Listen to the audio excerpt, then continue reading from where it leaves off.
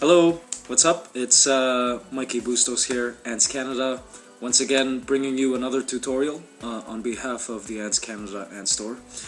In the past, it's been a long way for me in terms of getting the, the formula right in caring for ants, learning about just really how to properly care for ants. And the ant keeping hobby itself is a fairly new kind of thing, and we're all really learning from each other at this point because like I said, it's a fairly new activity and craze. One of the things I wanted to share with you guys today, which is so important to know in regards to keeping ants, is ant nutrition and feeding. You essentially need to provide ants three things, and that's water, sugary foods, and protein.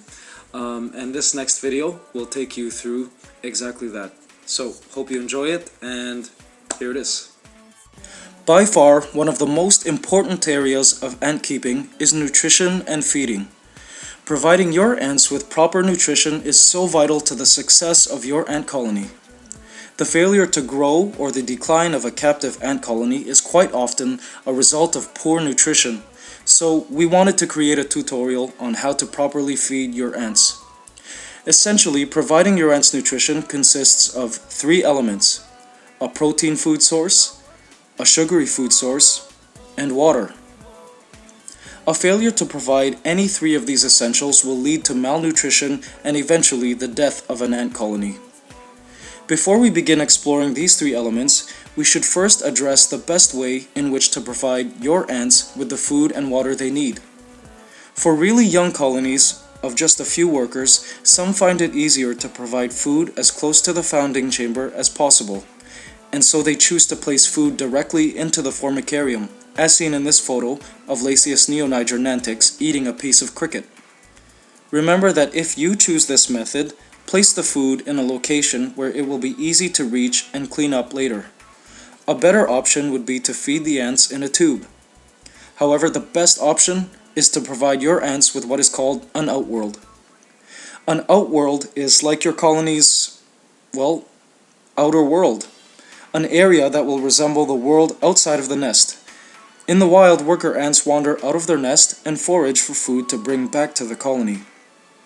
In captivity, matching this nest and outworld duality in their living space makes things more natural for the ants. Having an outworld also makes things a lot cleaner for everyone. As you can imagine, living in a moist environment underground in close proximity to each other, the colony is constantly in danger of mold outbreaks, other fungi, bacteria, and disease. So, ants are actually very, very clean when it comes to organic material lying around. After eating what they need, ants will literally carry their garbage out of the nest and dump it in their outworld for you to clean up afterwards. Having an outworld there for the ants to establish a dump site helps keep the nest clean and free of garbage. They will even dump dead bodies in the outworld. Okay, so let's begin with a protein source. Protein foods are essential for an ant colony, particularly for the proper development of the larvae. Adult workers of most ant species lack the chewing parts required to chew up very solid food, so many species of ants drag such food, like the body parts of prey insects, back to the nest for the larvae, which do have the chewing parts, to consume and break down into a nutritious soup that the workers can then consume.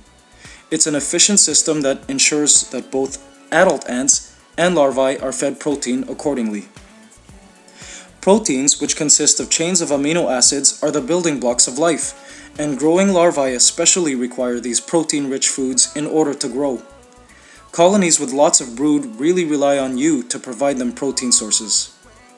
Examples of protein sources include insects, meats, moist cat or dog food, and in the case of granivores, seeds. When the workers discover the food in the outworld, they will consume what they can of the semi-solid food and then drag the rest back to the nest for further breakdown and for the larvae to work on. If you're feeding crickets to your ants, remember that your ants are what its food eats. Therefore, it is important that the crickets are gut-loaded and healthy when fed to your ants. A simple container with dog food, veggies, grains, or other high-nutrient cricket chow along with a cotton block test tube of water should be good to keep your crickets nutritious as prey items. However, although protein is indeed important to a growing colony's diet, a diet exclusively composed of only protein sources can be fatal. A study in an Australian lab found that ant colonies that were fed only protein foods led to mortality of the workers due to protein toxicity. Furthermore, they discovered that the mortality rate of the workers in colonies that had no larvae were much higher than that of workers in colonies that had larvae, to make use of all that protein. This brings us then to the second essential to ant nutrition: sugary foods. Sugary foods are important for ATP, that is to say, energy. It is important for adult ants. Adult ants aren't really growing in the same way that larvae do, but are constantly moving and working. That is why sugary foods which give the ants energy are important for adult ants.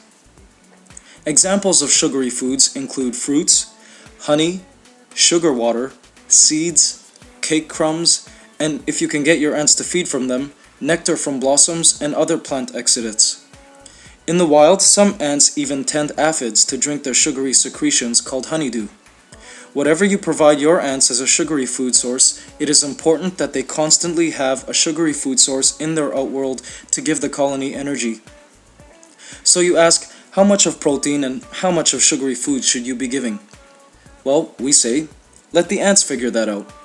If you constantly provide the ants with both a protein source and a sugary source, they will naturally decide the ratio on their own. In this outworld belonging to a large Tetramorium colony, a bunch of food materials are dumped into the outworld on a bi-weekly basis.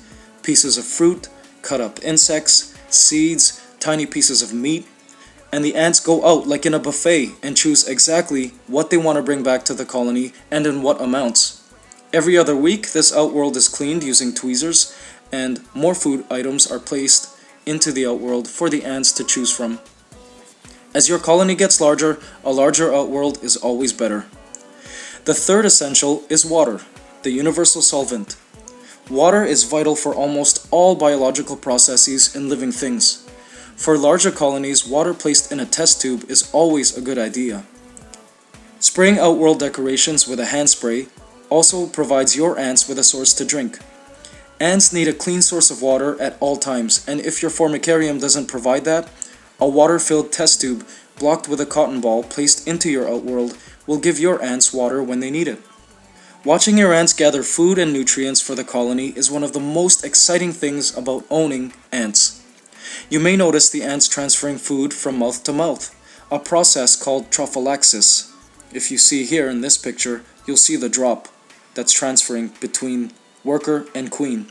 You will watch as your ants drag pieces of food back to the nest for consumption and then dragging their leftovers into your outworld. It's a lot of fun. Offering your ants a variety of food items is your best bet, and in time you will learn what kinds of food they like the most. When you know how to properly feed your ants, culturing a successfully growing colony becomes easy and very fulfilling. This is AntsCanada signing out.